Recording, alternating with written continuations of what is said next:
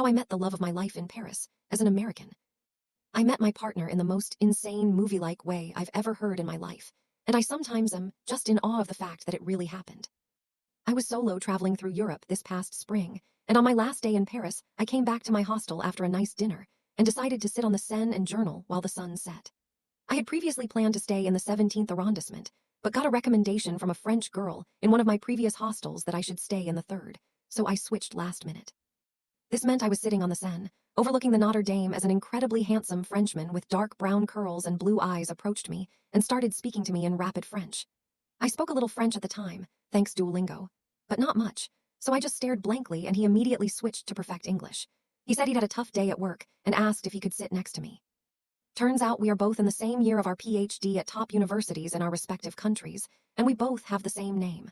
We shared a beer and watched the sunset. Then he looked at me with those bright blue eyes and asked to kiss me. I nodded, and we did. Instant fireworks. He then invited me out to a bistro for a glass of wine.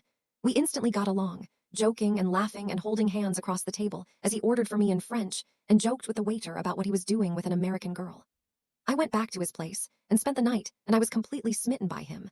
But I left the next morning for another country, and I really thought he'd forget about me. 2 weeks later, he booked tickets to come see me in the US.